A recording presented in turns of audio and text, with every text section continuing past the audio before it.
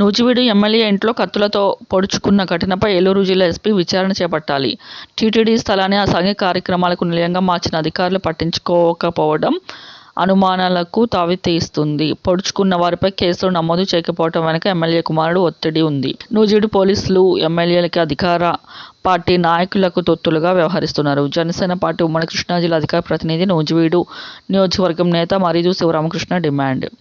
Nuzvid MLA ఇంట్లో కత్తులతో పొడుచుకున్న ఘటనపై ఏలూరు జిల్లా ఎస్పీ నిష్పక్షపాతంగా విచారణ చేపట్టాలని జనసేన పార్టీ ఉమ్మడి కృష్ణా జిల్లా అధికార ప్రతినిధి, నూజివీడు నియోజకవర్గం నేత మరీదు శివరామకృష్ణ గురువారం విడుదల చేసిన ఒక ప్రకటనలో కోరారు. ఈ నెల 7వ తేదీ ఆదివారం ఎమ్మెల్యే ప్రతాప్ అప్పారావు కార్యాలయంలో కుమారుడు వేణుగోపాల్ అప్పారావు చేస్తున్న సెటిల్మెంట్ కత్తులతో పొడుచుకున్న ఇద్దరిని వైఎస్ఆర్సీపీ నాయకులు, అనుచరులపై పోలీసులు కేసులు ఎందుకు నమోదు చేయకపోవడం వెనుక ఎమ్మెల్యే ప్రతాప్ కుమారుడు అప్పారావు, వేణుగోపాల్ ఒత్తిడి పోలీసుల మీద ఉంది శివరామకృష్ణ అన్నారు. నూజివీడు ప్రశాంతిని చెడగొడుతున్న ఎమ్మెల్యే ప్రతాప్ అప్పారావు, ఆయన కుమారుడు వేణుగోపాల్ అప్పారావు కడప సంస్కృతిని నూజివీడుకి దిగుమతి చేయాలని చూస్తున్నారని తెలిపారు.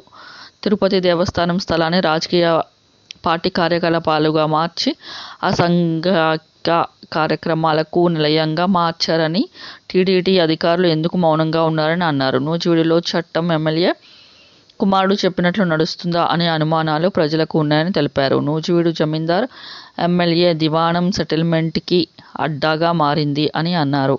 కడప సంస్కృతి తీసుకువస్తున్న ఎమ్మెల్యే కుమారుడు గతంలో నూజివీడు మున్సిపల్ ఎన్నికల సందర్భంగా ప్రతిపక్ష పార్టీకి సంబంధించిన వ్యక్తులు ఎన్నికల్లో ఉంటే వాళ్ళని బెదిరించి భయభ్రాంతులకు గురి చేసి ఎన్నికల్లో విత్డ్రా అయ్యేలా చేసి ఫ్యాక్షన్ సంస్కృతిని నూజివీడుకు పరిచయం చేసింది మాత్రం ఎమ్మెల్యే ప్రతాప్ అప్పారావు, ఎమ్మెల్యే కుమారుడు వేణుగోపాల్ అప్పారావుకి దక్కుతుందని పోలీసులు అన్నారు.